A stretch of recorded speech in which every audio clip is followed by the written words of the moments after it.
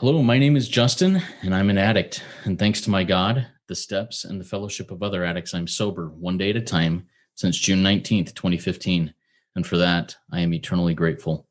Welcome to the RECO12 speaker meeting. We are an organization whose addictions include alcohol, drugs, lust and sex, food and gambling, just to name a few. We come together from all places, faiths, and backgrounds to learn the similarities of addiction and to gain tools and hope from others who are walking a similar path.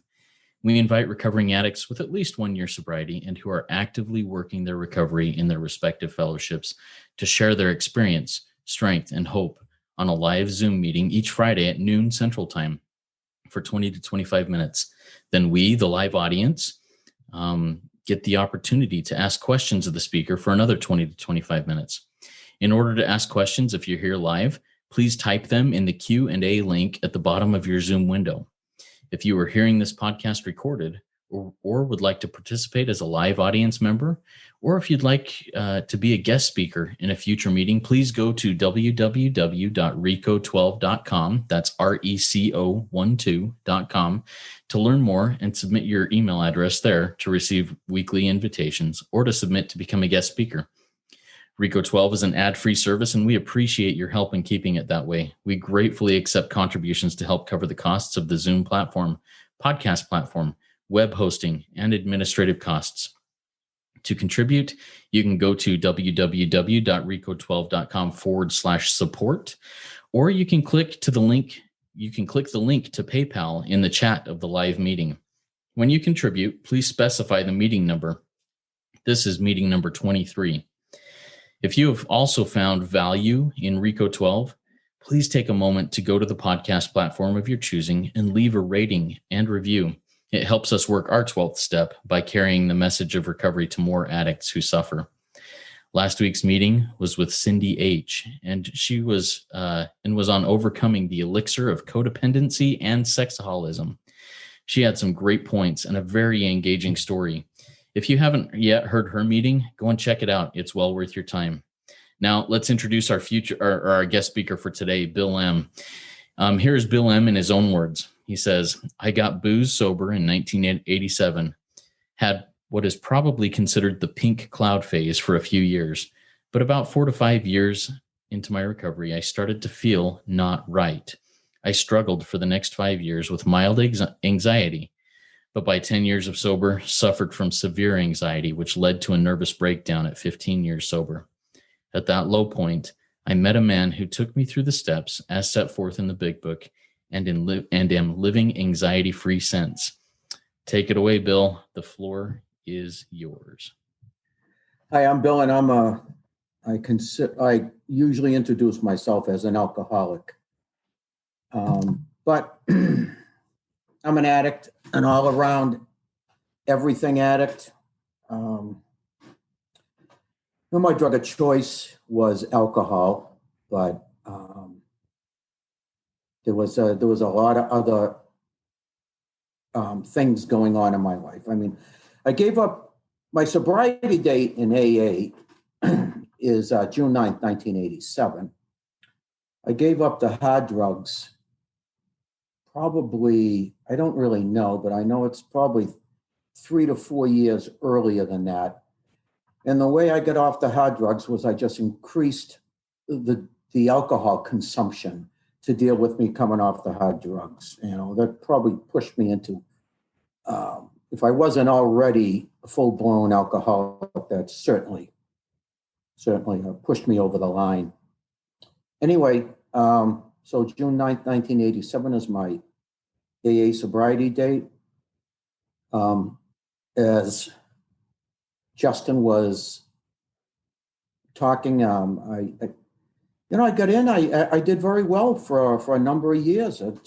I was quite literally high off the fact that I was sober. But what I didn't realize was that I was really just treading water. I'm an addict. My story is recovery versus sobriety. I would find out the hard way that just being sober, just being whatever your drug of choice is, drug-free, is not enough. As clearly stated in the 12 steps, I had a spiritual awakening as a result of the steps. And I had that finally 15 years into sobriety. But I also had a nervous breakdown as a result of not doing the steps. And what happened over those years is I had a lot of other itches that needed to be scratched. And one of them was right in the sex department. What happened was my untreated alcoholism turned into sex addiction, ruined the marriage that I was in.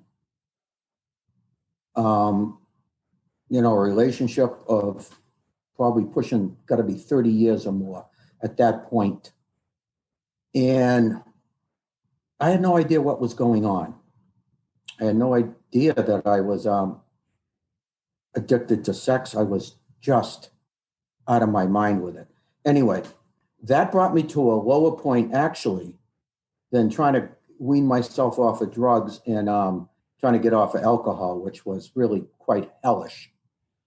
But the sex addiction was actually worse in a much different way. Spiritually, it was certainly a heck of a lot worse. The spiritual bankruptcy that comes off of sex addiction, I'm sure there's a lot of people on listening understand that.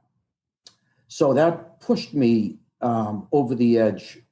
And I was actually 2 weeks short of my 15th year anniversary in AA when I had a nervous breakdown. And I just, to try to describe it would be very difficult. You lose total control of who you are as a person. Like you don't know what is up or what is down, what is night, what is day, what is in, what is out. You just haven't got a clue.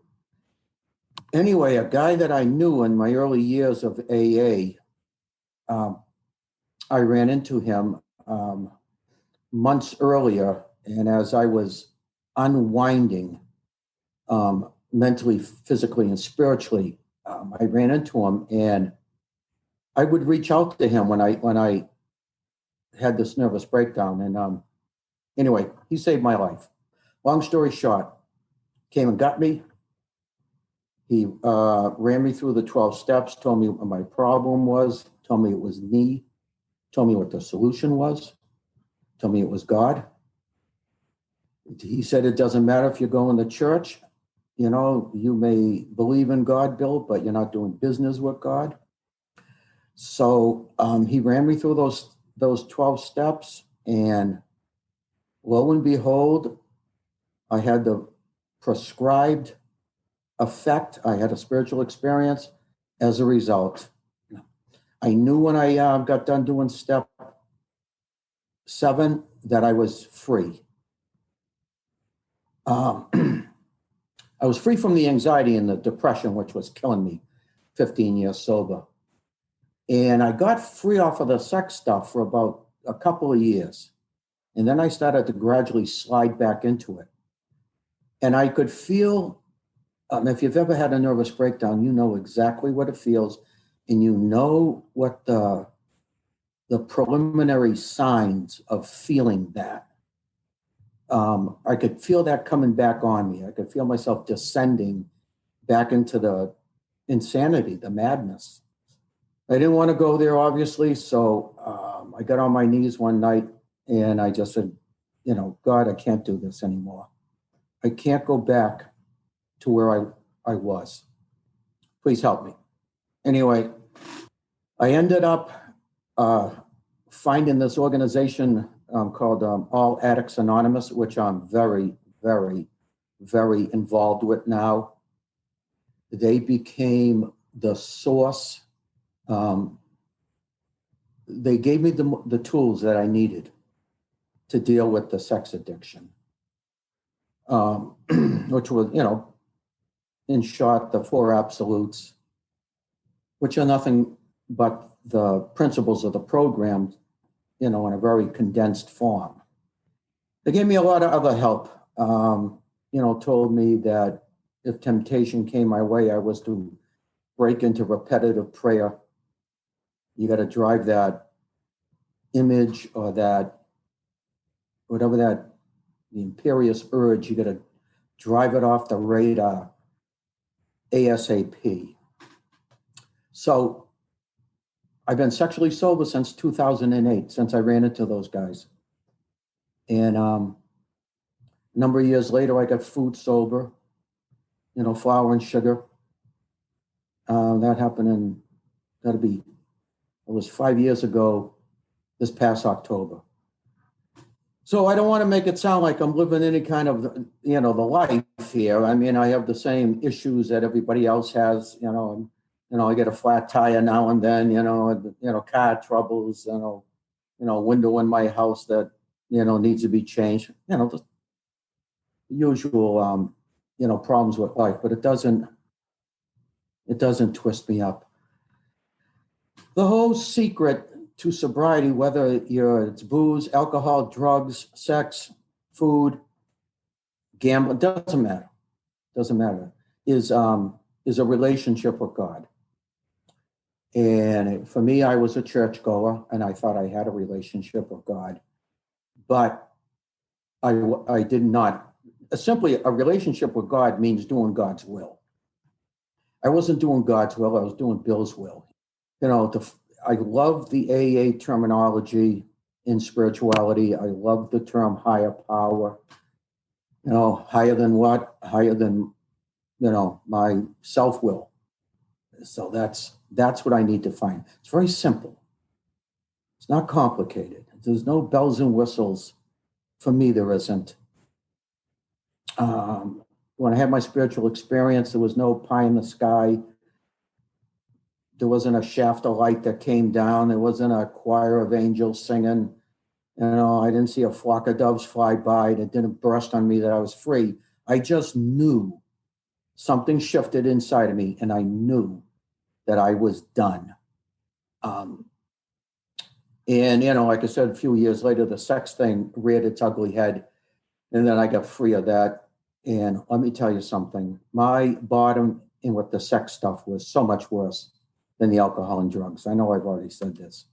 The separation from whatever you call God, a higher power, with the poor sex conduct is so much more devastating than the separation from being an alcoholic or a drug addict. At least it was for me. So what do? For me, I know what God's will for me is. And that's obviously to stay sober in all departments of my life, because you can't pass on anything you don't have. So, and to work with other guys, I work strictly with men. I don't believe that I have any, especially with the sex addiction, for obvious reasons. It's you keep it strictly with men. And I work with, a number of guys, and everybody's doing, everybody's very serious. Most of them are doing quite well with the sex addiction. I remember when All Addicts Anonymous, when I got involved with them saying to me, Bill, this will be the hardest thing you ever did. And I'm thinking, detoxing off of alcohol and going through the madness of trying to get off of hard drugs was, I just figured it couldn't be any worse than that. And it was. So that's what I do. I help other guys that are trying to get sober. I've yet to meet anybody that has one issue in addiction. I'm sorry, I know this is my opinion, but there isn't anybody I've met since 1987 that wasn't jammed up with, alcohol and drugs and alcohol, alcohol and sex, drugs and sex and food. I've yet to meet anybody that's not poly-addicted, cross-addicted, call it what you will. So to think that you can just, put the crack pipe down, put the needles down, put the plug in the jug, that's gonna be the best. That is all you need to do. you're going to find out the hard way that there's work to be done. And I was told after I wrote my fourth step, I was led from my sponsor. We broke it down into 3 areas. We worked on the resentment portion first. Then we moved on to the fear portion, which ended up being probably the most important portion for me. And then we moved on to the sex piece, which really was, the fear had everything to do, with sex. So, so the big book tells me I'm driven by 100 forms of fear, right? Self-delusion, self-seeking, and self-pity. And that's exactly what it is. I tell myself a lie, I believe the lie, and then I act accordingly. The lie is always driven by fear. Every act of self-centeredness in my life starts off with fear. And I didn't know that going to confession. I didn't know that going to church. I didn't know that going, 12 years of psychotherapy. I didn't know that from going to, hanging around in AA. I found that out when I did a real fourth step and saw that fear was actually running my life. And not that I don't have fear today, of course I do, but I can identify it. I don't go into the world of make believe. I don't pretend that I'm not in fear. And I know when I'm in fear, I know what to do today. I know that I'm not trusting and relying on God. I know, generally speaking, the fear is really an illusion, right? So when I look at the fear, I identify where is it coming from. Generally, all my fears come from the second 7-year chunk of my life. If you're into Rudolf Steiner, he breaks everything up into 7 years. And it's not in the first 7 years, that second 7 year from age 7 to 14. Generally speaking, the majority of my fears came in that developmental phase of my life. And here I am, I'm 55 years old when I had the nervous breakdown. I'm still being driven by those fears that for the most part, that I picked up in that, from 7 to 14 year category. And I didn't know it. Today I do. I know what types of fear, I know I have fear of people's opinions. I didn't know that before, but that was the reason I was, that's a lot of it, of what codependency and people pleasing is just essentially, people's opinions, my fear that I want you to like me, and I will adapt my life, the scenario, in my life to get you to like me, even if I don't like you. That's the insanity of the whole thing. I don't have to like you. I just want to make sure you like me. So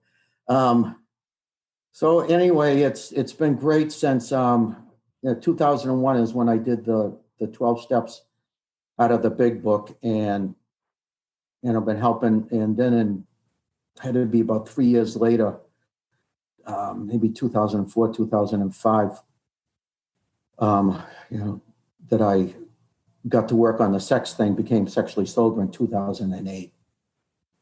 And man, what a joy not to fight that piece, not to be thinking that those lies that I tell myself, I'm a man, I'm supposed to think like this.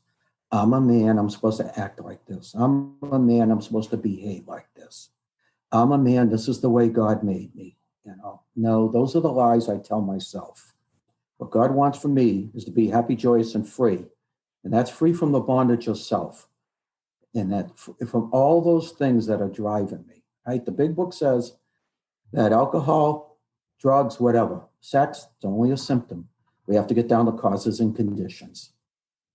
And that's what I did with the 12 steps. That's what happens when you do the steps correctly. I mean, I had done the steps prior to my 15, when I had the nervous breakdown, the 15 years. I did a little 2-page, wrote a biography of myself, basically how misunderstood I was in life. And, I did another one on like a Hazleton style. It was strict right from Hazleton. My sponsor had me do. And I'm not saying I didn't get anything out of those things. Of course I did. But I didn't get down to the depth. It wasn't a deep dive, which is when I did the steps laid out right straight out of the big book. There it was all the time. I go to my first AA meeting. What do? The first thing they do is they hand you a big book, and they tell you to read it. I couldn't make heads or tails out of it. I enjoyed the stories in the end. The first 164 pages, I had no idea. It was just all gibberish to me, and I didn't realize it was actually the breakdown of the steps. So I really enjoy the life I have today. Most of my waking moments and passing moments is thinking about some form of sobriety, talking to people in AA, SA. We have a nice little group of guys that we meet every Wednesday night, and we work. There's probably 15 guys, probably 12 of them are just alcoholic addicts, sex addicts. A couple of them are straight sex addicts, and we just work on staying sexually sober. And in the beginning, it's very difficult. But after a while, you break free. It's hard to put into words. I don't care what type of addiction you're jammed up with. There's a detoxing phase. There's a phase when you just can't get the thought of whatever, if it's heroin, if it's crack, if it's booze. You go through a period of time where you cannot get the substance off your mind. And then one day you realize you hadn't thought of it for one day, for one 24-hour period. So there's that white knuckle phase, and that happens with the sex piece too. I have not found a magic bullet. To me, there's not a magic prayer. There's not a magic sponsor. There's not a magic meeting. You go through that initial gut wrenching experience. And I was sober, and I had done the steps out of the big book, that you have to white knuckle this thing, obviously with God. And if you can break free of that and you don't cave into it, that's the growth period. Is for me, that's what happened with me. And that's what I've seen with most guys is you got to gut it out. You got to gut it out. You got to drop to your knees. You got to just say, God, I can't do this. And just help me stay sexually sober for today. And that's what it is. That sex stuff is so, if you talk about one day at a time, that's so important.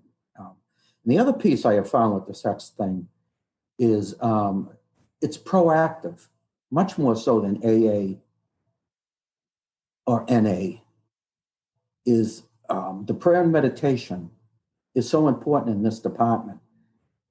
And not prayer and meditation when you're jammed up, prayer and meditation when things are going good. And that's hard to do. Steps 10 and 11, that is the maintenance. Those are called the maintenance steps. That prevents my ego from rebuilding itself. What is the whole 12 steps is an ego deflating process, right? When I get done doing the 12 steps, even if let's say I do step 7, right? I make my amends. My ego is in the process of trying to rebuild itself. So that's what steps 10 and 11 are all about. I'm constantly looking at myself, taking that personal inventory once again in a very, boiled down fashion. It's not a long drawn out thing. I have the ability to look at myself and say, okay, Bill, you're running on a little fear now. What's behind the fear? What's driving it? And I'll identify it. And then I can say, okay, recognizing it is huge. And then you take it to God, instead of just being blindly driven by it.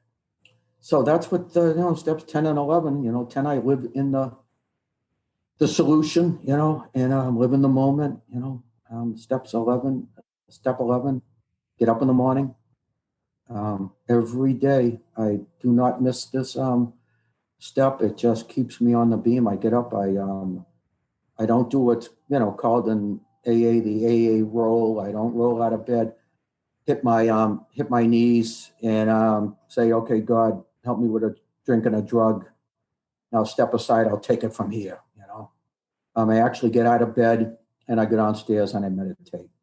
I read a spiritual reading, which kind of sets the mood. And then I meditate for an hour, and it works. I do it 7 days a week. I don't miss this. I don't look at it like it's drudgery. I don't look at it as any different that I comb my hair in the morning, brush my teeth in the morning, or tie my shoes in the morning. It's just part of my life now. There's work. It's not about believing in God. It's about being unblocked from God. I got to get rid of the fear, the resentments, the sex conduct. And once that channel is broke free, I keep it clean today, one day at a time. Thank you. Awesome. Thank you, Bill. You and I had the privilege of talking together about a year ago now, if I remember correctly. And in this conversation, I got a lot more angles of things than I did in the last one. And I really appreciate your vulnerability and your willingness to discuss poly addiction or cross addiction things that oftentimes we overlook in our own journeys. So before we get into questions, once again, reminding the listening audience that's live, if you have questions for Bill, please type them in the Q&A section at the bottom of the Zoom page. It looks like two speech bubbles over the top of each other. And also, Bill, I'd like you to take just another 60 seconds or so to talk a little bit about the fellowship that you mentioned here, All Addicts Anonymous, and how that fellowship helps you. Well, it helps me to look at addiction in a much broader sense, that this was really very big in my life, to understand that I was not just an alcoholic that had drug issues, that there's a much, the AAA calls it the bird's eye view. I'm flying in more of a 40,000 feet instead of, looking at it, eye to eye, that addiction's a moving target. I have a primary addiction, but I have a lot of secondary addictions. They're not secondary problems, they're addictions. Now I have my go-to. Everybody has their go-to, but it's the secondary ones, and that's what was killing me into my sobriety. And that's what AAA pointed out. And they made it very clear. The one thing that they made very clear to me when I finally got together with them was them saying this will be the hardest thing you ever did, and the only way you can lose is to quit. And if you slip, you just get back on the horse. Don't beat yourself up. Just continue to meditate and continue to walk towards the light. We don't arrive, right? We don't arrive at the light. We walk towards it. And I keep that in mind. But for the grace of God, I've been sexually sober now for some time, as I said. And I got to use all the tools. And I got to remember that, if I put the plug in the jug and then I turn the sex, and then I put the plug in the jug in that department, then what do? It slides over to food. So addiction's a moving target. The big book tells me I'm restless, irritable, and discontent. And those are the three underlying conditions that every addict has. And that's going to be dealt with. And I dealt with it with booze, alcohol and drugs. And then when I put that down and I was unrecovered, that's the whole point about sobriety and recovery. Recovery means I'm free from this stuff. Recovery lets me know that I understand me, that I'm driven by these fears and this poor sex conduct. And that's not God's will for me. And that I can deal with that today. Because I have a much broader look at who I am, and that only came through the inventory process. It didn't come from going to meetings. I'm not knocking meetings. Not meetings support the program of recovery. When meetings become the program of recovery, that's a problem. So I hope I answered your question. No, thank you very much. I appreciate that. And I love that last bit there. Meetings support the program of recovery. That's very helpful, I think. One of the things that you said early on in this speech that really rung out to me that I'd like to dig a little bit deeper on and ask you about, you said, you may believe in God, but you aren't doing business with God. What does that mean to you? And how does that realization change the way you do things with God? Well, I think if we go back to step 3, that much of the answer to that question lies in step 3, right? In step 3, it says we made a decision to turn our will and our life over to God. Now, we're not turning anything over to God. We're just making a decision to do it. I don't know what I'm turning over to God, because I don't know who I am. I don't know that I'm driven by 100 forms of fear. I don't know that my resentments are based on that nobody is doing anything my way. I don't know that my sex conduct is bad. I just think that I'm made this way. All right. So I can be going to church. I can be, living whatever religion I'm living. But the beauty of AA is I don't have to believe in what I hear from your voice. I don't hear in a priest. I don't hear in a pastor. I don't hear in a rabbi. I don't hear in a drug and alcohol counselor. Where I know you're coming from, I relate to immediately. And that's what I believe in. I believe in your show. I get hope, not from going to church back then, not from going to guidance counselors, not from going to psychotherapy. I got hope when I heard somebody that had my issue told me there is a solution. That didn't come from anywhere else. Doesn't come from, I don't care, a member of Congress, President of the United States, no matter who it is, no matter how high the greatest psychologist, Freud, Jung, that's what happened, right? Roland Hazard went out and drank. It didn't matter. It's got to come. My belief, my sense of hope that maybe, not that I can do it, that maybe I can do it, comes from another addict, an alcoholic, a sex addict. There is a solution, right? The big book says that nobody likes the self-searching, the leveling of pride, the confession of shortcomings that is required. That's a requirement, right? The requirements for membership is just to walk through the door and say that I want to try this thing, right? There's a willingness to try this. The requirement for success comes off of doing the steps. And it says that right in, the chapter on There Is a Solution. The chapter There Is a Solution is very oddly titled. It should be There Is a Solution and It Isn't You, because that's what the chapter's all about. Right? The requirement is doing it, and that for successful consummation.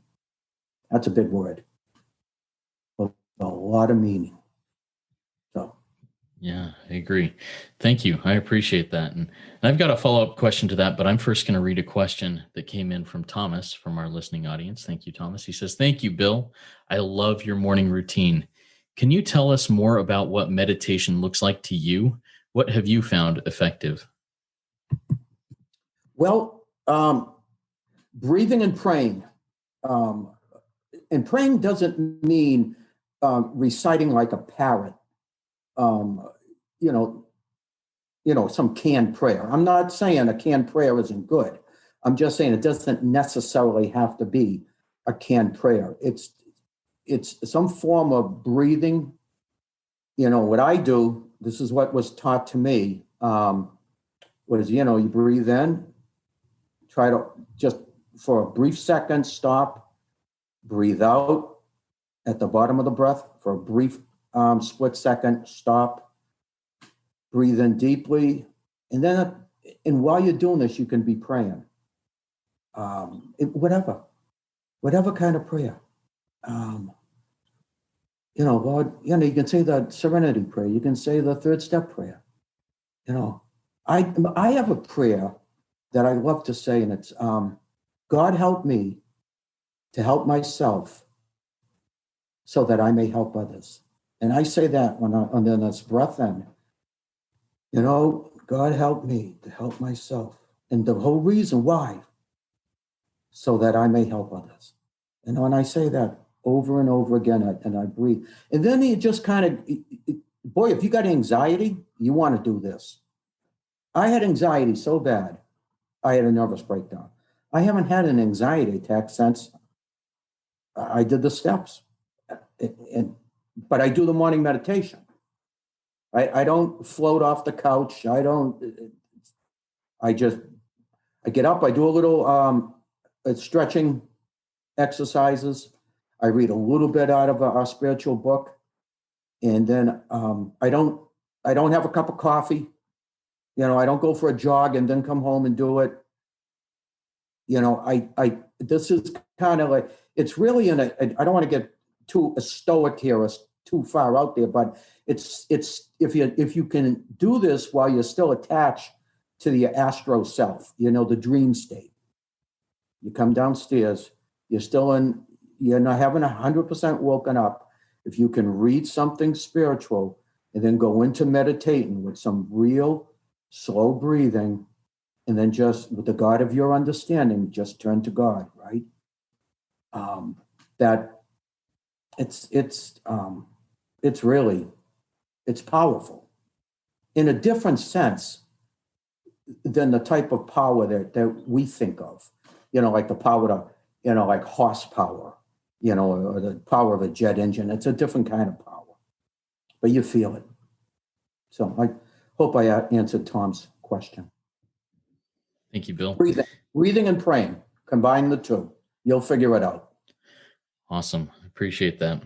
Now, when we last spoke about a year ago, you shared an experience about taking your step 3 with your sponsor after you had 15 years of sobriety, had your nervous breakdown, and you were rescued by this man that helped you see and go through the steps as laid out in the big book. Could you please share with those who may not have heard that first conversation you and I had on the Journey Through Life podcast about your experience out in the parking lot taking your step 3 with your sponsor? Yeah, it was after a meeting, and you do steps 1 and 2.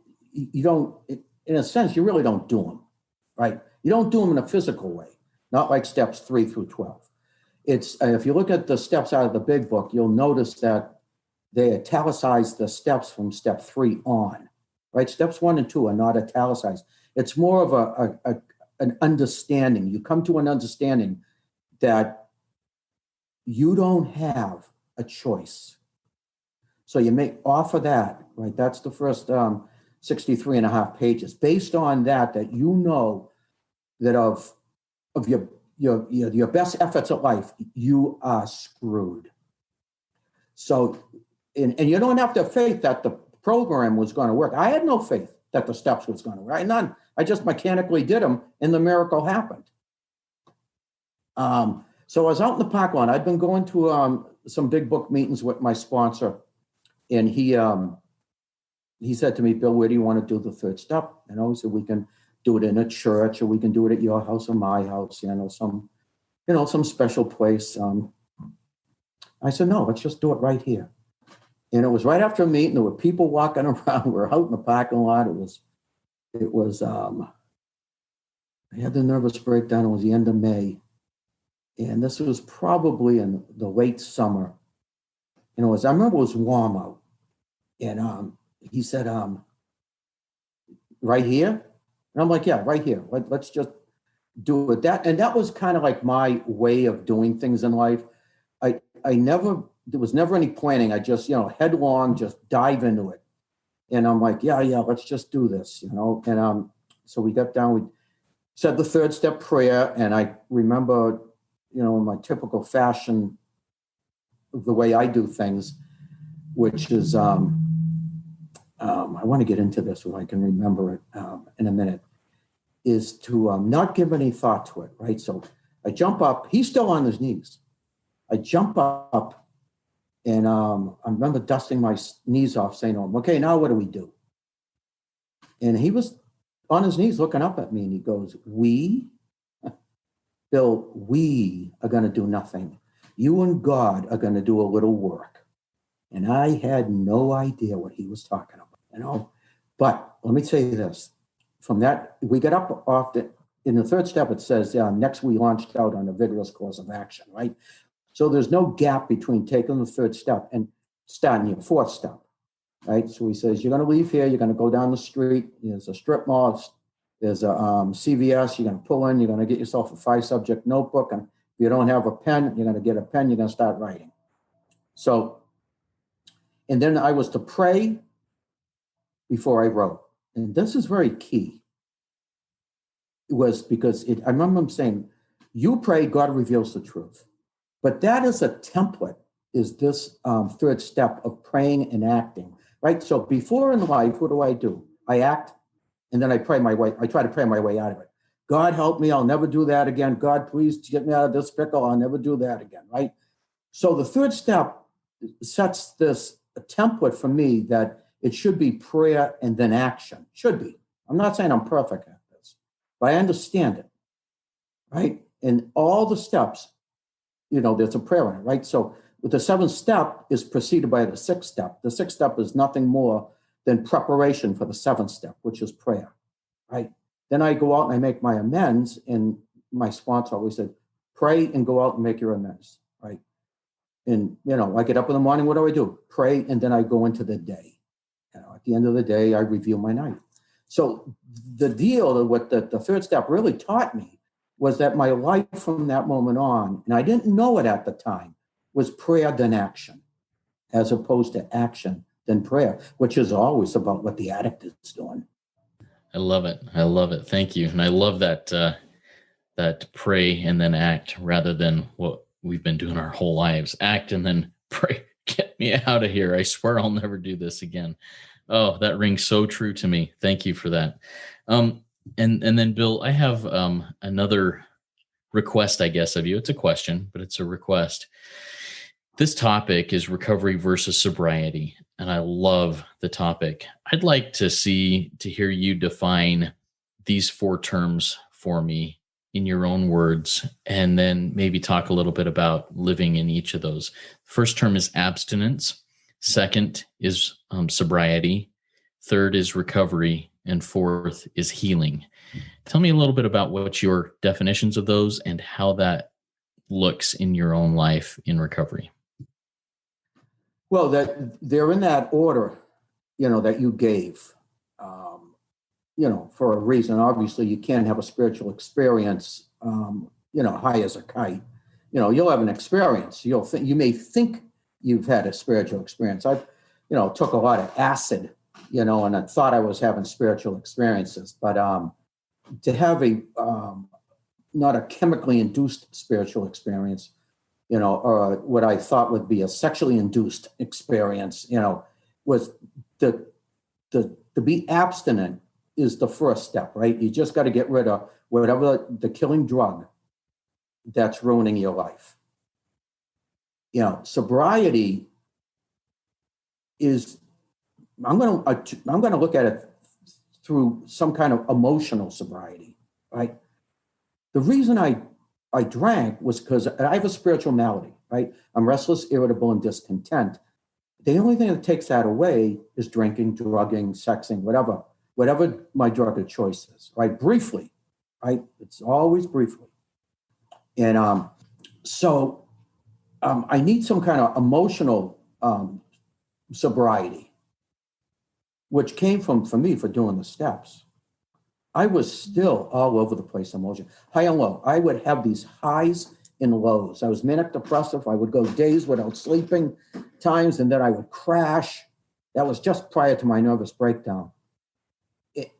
There was no evenness in life. There was this, I'm high as a kite when everything's going my way, and I'm lower than whale, when it isn't going my way. right? That's a very brief, very narrow look at manic depressive, especially alcoholic or drug-induced manic depression. I'm not talking about clinically people that are clinic. There is real. I'm talking about most people in AA who think they're depressed, most people in AA who think they have an anxiety disorder. It's right in the big book. I'm restless, irritable, that's anxiety, and discontent. I'm not happy with what I have, right? If I'm single, I want to be married. If I'm married, I want to be single. If I'm married, I want your wife, not my wife. If I make $100,000 a year, I want to make 200,000. If I make 200,000, I want to make $500,000. And then when I get there, I realize, I was happier when I was poor. So I'm always discontent. Nothing is going to solve the spiritual malady until I do the steps. I see the truth about who I am, that I'm driven by 100 forms of fear, and I'm self-centered. Then I can deal with that. I deal with it through the program, through God, through the program, and I get the support from the people around me who are working the program. Very important. They say hang out with the winners. The winners don't mean somebody that's, got 30 or 40 years of sobriety. The winners are the people that are happy, joyous, and free. There's a friend of mine who says, I wouldn't want one day of his sobriety. I was one of those people, 15 years sober, miserable. I get it. That's not the deal, right? And then recovery. To recover from, the bondage of self. Me thinking about me, right? My wants, my needs, my desires. What is it going to take to get there? Why do I have to take? Looking at you, thinking to myself, what is he thinking? Looking at somebody else saying, what are they thinking? Always trying to be 2 steps ahead of you. I got so many plates in the air, juggling just, they all came crashing down. That isn't sobriety, So you recover. It says in the big book, in the forward to the first edition, we recover from a seemingly hopeless condition of mind and body. Seemingly, right? To appear, only to appear real. It's not real. Yea, though I walk through the valley in the shadows of death. They're just shadows. They're not real. Just appears to be real. So I have this seemingly hopeless condition, and trust me, when you're in the grips of it, it feels hopeless. But there is a solution. It's with you. It's with me. It's with the people on this thread right now. It's going to the right meetings, doing the steps, having a relationship with God, keeping those channels clean by doing 10 and 11 on a daily basis, having some kind of sexual sobriety in your life. And you want to talk about joy? That's what we're looking for, right? Is joy. I look for it in the bottle. I look for it in the crack pipe. I looked for it in sex, food. I'm looking for joy. And it doesn't come anywhere. C.S. Lewis once said that about sex, that the sum total of all my pleasure never amounted to joy. I'm looking for joy. Yeah. And that's recovery. Awesome. Thank you. I really appreciate that. All right. So before I get into the closing readings here, Bill, do you have any final words of wisdom that you'd like to impart to us before we move into the next portion of closing this down? Yeah, if you're out there, if you're suffering, it doesn't matter if you're a day sober or 40 years sober, if you're suffering from anxiety, depression, most depression comes off of poor sex conduct. If you're suffering from anxiety and depression, find yourself a good, step study meeting. Get with somebody that has a recovery, and do the steps. If you did it once already, do it again. Do it again, and then then live in 10 and 11. There's a solution. There's a solution. It's in the big book. I have found it nowhere else. I'm not knocking my religion. I still go to my religion. I still believe in my childhood God. But I found the answer in AA through the 12 steps. That's what brought me to God. The truth with a lowercase t, which is the truth I saw about myself, brought me to the truth with a capital T. That's what happens. Perfect. Love it. Love the capital T truth. Thanks again, Bill. That was a great RECO12 weekly speaker meeting for all addicts and those wanting to learn more about addiction and the recovery therefrom. If you found value in this or other RECO12 speaker meetings, please, once again, take a moment to go to the podcast platform of your choosing and leave a rating and review. It really does help us work our 12th step by carrying the message of recovery to more addicts who suffer. If you have any other questions or would like to interact with other members of our community, please go to www.reco12.com/forum and join in our community and ask those questions and answer others' questions that will come up. I invite the audience to come back next week. Our speaker next week will be Harvey. We're having a second time speaker next week on Friday, and really excited about his topic. It's going to be something like, I got this. Oops. No, I don't.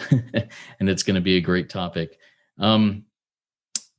If you have not yet gone to reco12.com and submitted your email address, you only need to do it one time. Please get on the invitation list so you can join us live each Friday at noon Central Time. Now, Bill has asked us to say the Serenity Prayer to launch us off into the rest of our day. Bill, would you like to say that, or would you like me to? I can say it. Please, that would be great. God, grant me the serenity to accept the things I cannot change, the courage to change the things I can, and the wisdom to know the difference. Thine will, not mine, be done. Thank you. Thank you, Bill. Keep coming back, everybody. It works when you work it. So work it. You are worth it.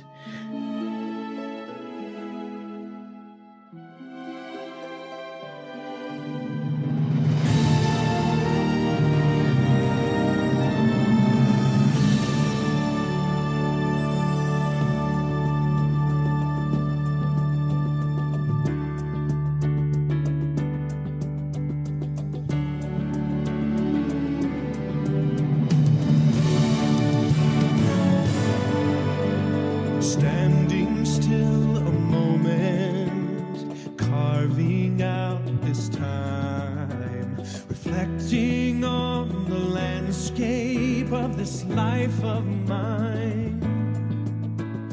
Peaks too high to conquer, streams too wide to cross, troughs too deep to walk through without incurring loss. Yet here I am, still standing tall, despite the rough terrain. One like me survived the storms and walked through wind and rain. Still standing, I will fight the good fight, still searching for glimmers of light, feet still on the ground. I can still be found, standing still.